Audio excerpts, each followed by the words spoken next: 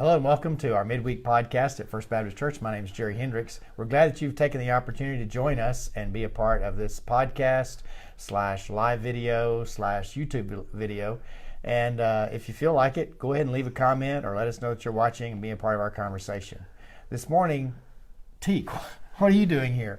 Well, I'm looking at your mug and realizing I forgot my coffee. Okay, here. So either we can't be live or I got to share yours. One of the two. That's disappointing. We did start in a rush today, but you've been off. You got a busy start this morning, right? Busy stuff. See at the poll was this morning, and so I picked up Connor Sanders and we went out to Roscoe School and delivered donuts, and had a pretty good group. And I know middle school and high school had good groups too. I was walking this morning, changed up my route a little bit and walked by Sweetwater High School and saw the kids gathering out there. That's when I remembered that it was See at the Pole morning. I'm pretty sure that See at the Pole morning and lock-in mornings are the only times youth ministers ever see the sunrise, because they sure post a lot on Facebook pictures of the sunrise, and you don't see that the rest of the year. Bless your hearts, man. Yeah, I didn't post any. Did you But eat a donut? I'm curious. No, I had a burrito. Okay, well, that's probably a better idea. It was. Well, it's good to see everyone, it's good to be with you this morning through our social media outlets and to talk a little bit about what's going on here. It's Wednesday, and we talk about that a lot, that it's a very big day in our church life. The third floor is where our children and students meet, and then I meet on the first floor with an adult group for Bible study. Then we have choirs and all other kinds of things going on. But Wednesdays are a very fun day, particularly during the school year, and so we're looking forward to tonight. Our theme for our children and youth this year is Inside Out, and they're doing Sermon on the Mount. And how's that going? It's going good. I mean, it's one of those things that they're getting it. They're understanding kind of the intricacies of why it's called the Sermon on the Mount. I'm not sure I ever thought about why it was called that when I was a kid, but at least now they know Jesus was on the side of a mountain. Right. And so that's been fun. Yeah, that is good. That's a start. And there's a lot of good content there as well. And so, there's good teachings in there too. Important. Yeah, for sure. So we've had a great start to the school year with a number of new students getting involved with us, and a good time for us to kind of, collect everyone back and be a part of our fall ministry. Yep. It's like high energy. Yeah. You used to talk about at Crosspoint how you like to start off the fall, and I think January, with something being different, because that's when everybody's coming back, and there's just a new energy when you hit the fall. Right, and y'all did a really good job of decorating the rooms around the theme, and so there's always a different set for students and children as they come in on Wednesday night. So it's a fun time. We're officially past summer. We are. Fall. You couldn't tell that by week. the temperatures this week, but you could by the Facebook post and the arrival of pumpkin spice everything. Oh please. That wears me out. Pumpkin spice latte, pumpkin spice engine oil change. That one's new to me. I don't even know what you're talking about. I'm just sure it's there. That laughter, that high-pitched laughter. That was Kelsey. Our producer. Hi, Kelsey. Thanks for weighing in this morning. I think that's the first time that's happened. That is. Okay, you lost me at pumpkin spice oil change. I'm sure it's real. I mean, there's pumpkin spice everything. So you just made it up? No, I'm sure it has to be real. Okay. I doubt it. Anyways, moving right along, we're still in this series called Radius. We're in the midway point. Sunday we'll be talking about the parable of the sower, which I got to wondering about that. When we use that language, do we even know what a sower is? Do we get that confused with sowing? S-E-W-I-N-G rather than sowing, S-O-W-I-N-G. I may use planting or planter. Farmer, yeah, something like that.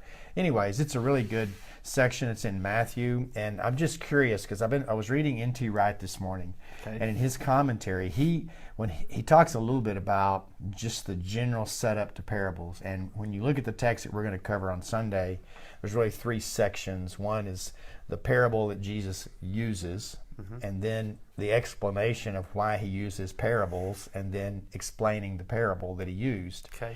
So it's a real interesting conversation that he has with his disciples during that period. And we're going to focus on the story that he uses, but in getting to Jesus' use of parables, because in Matthew chapter 13, he uses a series of them. But N.T. Wright says it's sort of like walking through a corn maze. Okay. That he said there's a lot of ways you can go wrong, but only one way you can go right. Yeah. And sometimes with parables, we misuse it. We over explain it. We put too many symbols into it, and when there's only one intentional meaning. Right, and then we forget that it's used to teach a point. Right. It's not the point itself. Right. And so you start. I've seen people who are guilty of breaking down the story with so much detail, and you're going, wait a second, that's really not the intent of how that was used or why it was used at a particular time. Where we get into trouble a lot of times, I imagine, is where when we put it in our context instead of reading in the context of the society then, because a parable is a story that was in Jesus' time. So when we modernize it, we miss the point by making it about us and not about what was happening there. Yeah, and that's a good point. Again, I was listening to this podcast this morning, and he was talking about how we interpret the Bible, that you can interpret it literally, word for word, Greek to English, but it's going to be real choppy and hard to understand. Yeah. But then, so you interpret this Bible literally, but also culturally. And I don't think that we sometimes, when people start talking about the Bible and what the Bible teaches and how it's used to teach and in our teaching, sometimes I think it makes us a little nervous to think that we might have to interpret it culturally. But you just said that in your explanation of even something as simple as a parable. Well, one of the commentaries that both you and I use, the way it runs through these series is it starts out with what did it mean at the time, and then it bridges the gap, and then cultural nowadays application. So I think that's really the only way you should do it. Right. Anyways, it's a important step, and that's kind of what we get a picture of that even in the way that this is constructed in Matthew's gospel in this parable of planting seeds. Do you have any experience in planting seeds, T? Yes. No, you don't. No, do you? I know you plant a lot of plants. Well, I grew up in Potosi, Jerry. And that means my parents had a garden. Nice. And every year they would allow me and my brother to have our own row. We could plant one thing. One year I got to plant two things, and I planted seeds for watermelon and cantaloupe. Of course you did. The surprise about watermelon and cantaloupe is that they really flourished in Potosi. And so it got to where I would have my little red wagon walking down the street trying to give away watermelon and cantaloupe. Neighbors stopped opening the doors after a while. Because it was literally every day. But was it because of the watermelon and cantaloupe? No, because they liked me. They really liked me. I was a cute little kid, white hair, white as snow. I wasn't anything never mind. So no, it just produced and produced and produced. And that was my job, was taking care of my row. And I did sunflowers one year because I thought, I love baseball. I can produce my own sunflower seeds. Oddly enough, that's not as easy as it sounds. That didn't work out for you. Nope, not at all. Well, it is interesting because we do a lot of plants at our house, but we go to Lowe's as our place of choice. It's the closest to our house in Abilene, and that's where we get plants. But we plant the plants in our flower beds or pots or whatever else, but we don't do a lot by seed. A couple of years ago, I created this vision for myself. It's sort of this fantasy vision of what retirement would be like, and it's this real laid back life. But I picture it not around, sitting around on the beach or somewhere nice, or in a hammock. But I picture it in a greenhouse, planting seeds and watching seeds grow. Now, that's really not a hobby of mine or something that I'm that passionate about. But I did delve into that just a bit and planted some seeds, and because one of my favorite plants is geraniums. And so my geraniums are 2 years old, and they were planted from seed a couple of years ago. And we have a real neat place at the parsonage where it gets a lot of sunlight. It's almost a greenhouse effect where the temperature stays moderate, and they get the ultimate sun. So anyways, it's been kind of fun, but I don't think a lot of us have experience with planting seeds. But I got thinking about this, that in just getting started in reading this text and preparing this text for Sunday, I think a lot of the mistake that we make in the intent of what Jesus is making here with seed and that seed being the gospel and helping the people to understand that and to understand the kingdom of God, is that if we want to see something grow, we have to plant generously. And I think that we, a lot of times in church life or in seed life, we plant sparingly. And that's not going to produce the kind of kingdom result that I believe that the church should be interested in. Yeah, I think I agree with that. Yeah. I mean, I haven't heard you preach a sermon yet, but I or haven't start the heard conversation yet. Yeah.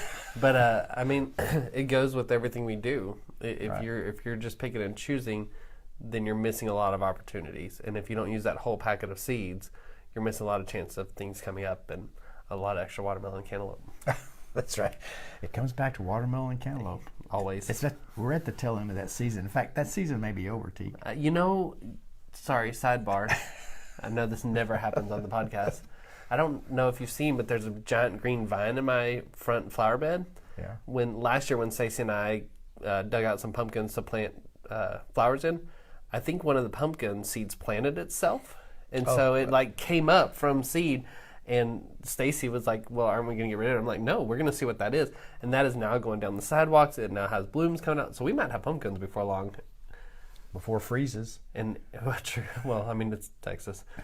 So it'll go back and it'll illustrate, the farmer plants the seed but doesn't know what God does in between. That's right. Because this one's just growing on its own. There you go. So, well, it's we've had a busy week at the start of this week, and I haven't gotten into a lot of this so far as reading some other commentators, but it is a very good passage. It's one that will have a lot of familiarity with our folks when we hear it, but again, trying to understand it in the concept of radius and what that means to each one of us, and also what that means to our church. I think that's going to be a key point for us on Sunday.